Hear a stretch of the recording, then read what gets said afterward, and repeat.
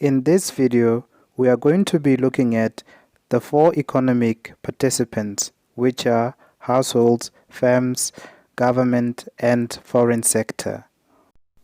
Let us begin with households. I find that the best way to know who households are in economics is to look at the things they do. Do you still remember the four factors of production, the ones we talked about in the previous video? If you do not remember them or would like to learn more about them, make sure to watch the video. You'll find its link in the description below, but you can do that later after watching this video. So, where were we? Oh, right, households. Households are the owners of the four factors of production, which are land, labor, capital, and entrepreneurship.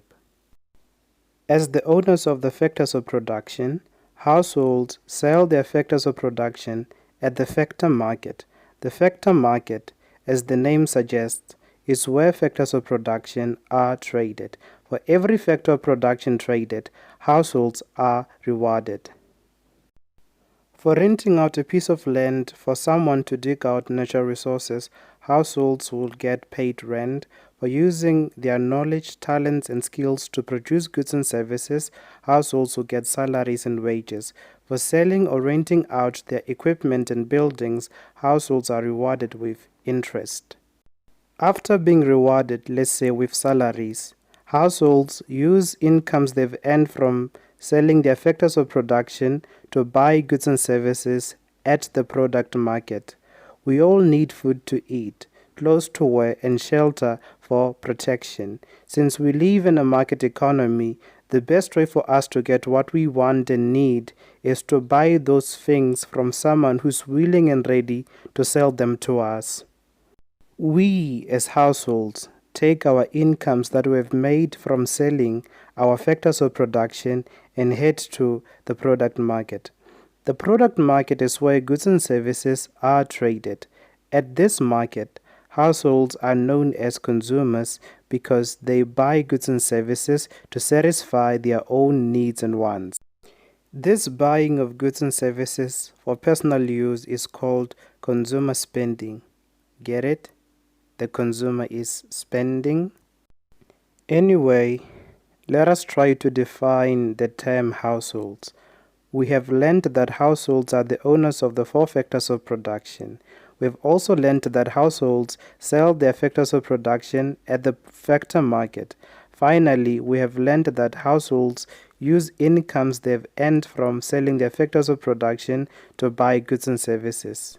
Using this information, we can define households as people who own and sell factors of production with the goal of making enough money to buy what they need and want to survive. The second participants in our economy are the firms. Remember, we said that households own and sell their factors of production at the factor market, but we never mentioned who's buying these factors of production. Well, firms are the buyers of the factors of production. They buy the factors of production from households and combine them to produce goods and services. In the previous video, we said that factors of production are all the things that are needed to produce goods and services. We also mentioned that it is impossible for the production process to take place without them. For this reason, firms have to go to the factor market and buy these factors of production to be able to produce goods and services. This buying of factors of production for commercial use is called investment spending. In exchange for each factor of production, firms will have to pay households. For example, for hiring and using people in the production process of goods and services, firms will have to pay those people salaries or wages. For borrowing and using someone else's equipment and vehicle, firms will have to pay interest. For using a piece of land for business, firms will have to pay rent. Firms then take those factors of production and use them to produce goods and services. After producing goods and services, firms then head to the product market to sell those goods and services to consumers who are famously known as households.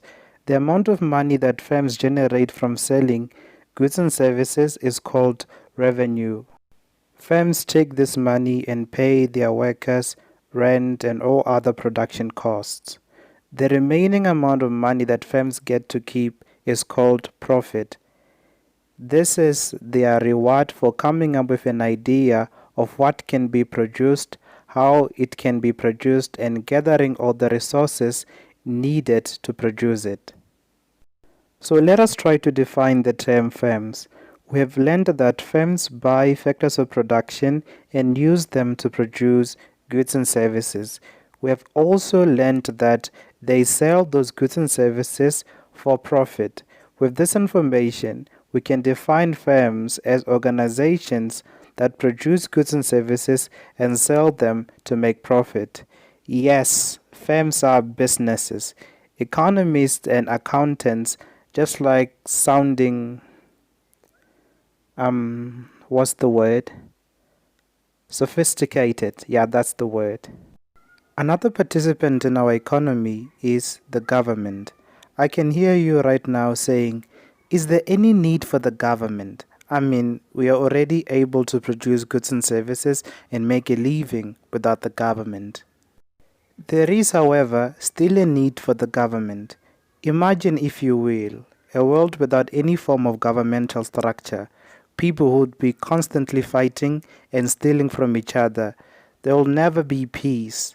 To avoid this, there needs to be a political organization that is going to make and enforce laws. These laws should protect and enable every individual to make a living without making others worse off. Talking about laws, everyone is required by law to pay a certain amount of money to the government. This money is called tax. We all pay taxes, one way or the other, whether we pay them directly or indirectly, or whether we pay more of them or less of them. One of the taxes we pay is the personal income tax, also known as individual income tax. Personal income tax is the amount of money that the government deducts from people's incomes. After selling your time for money, the government then comes in and takes a percentage from the money you have made. Yep, I hear you, buddy. Government is a scam. But you're not the only one getting taxed. Do you remember our second participant? Firms, yeah? Well, firms also pay tax. After making profits from selling goods and services, firms are required by law to pay the government a certain percentage from those profits. This percentage is called corporate income tax. The government then combines all the taxes it has collected and uses the money to provide public goods and services. These public goods and services include education, healthcare, national defense, and roads. I will upload a video on the different types of goods and services and explain in detail why firms cannot provide public goods and services. What you should know for now is that only the government can supply public goods and services because it has no intention of making a profit, unlike firms. With no intention of making a profit, the government can ensure that everyone is protected and well taken care of. Imagine if the government did not provide free basic education. Some of us will die without knowing 1 plus 1 is 2 just because we come from poor families. What a horrible way to die. I think it is safe to say that the government is a political organization that makes and enforces laws, collects taxes, and provides public goods and services for its citizens.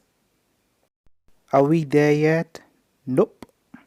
All the 3 participants we've mentioned so far can be found within the geographical borders of an economy. But economic participation is not limited to geographical borders.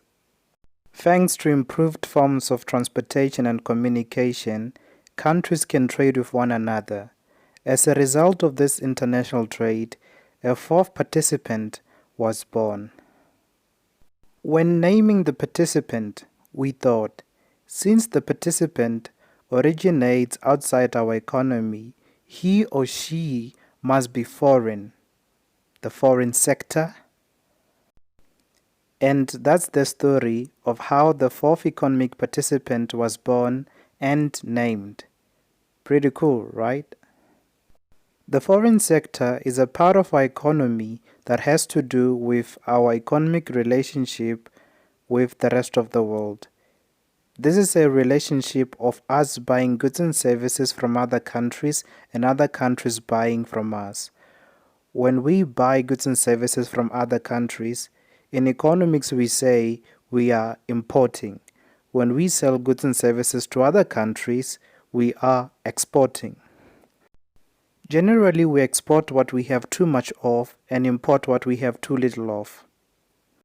I think it is safe to say that the foreign sector refers to all other economies that we trade with. So yes, you can think of the foreign sector as another economy or a foreign economy. And that sums it up. As always, thank you for watching the video up until the end of it. Until next time, and there will be next time, if you can just press the button.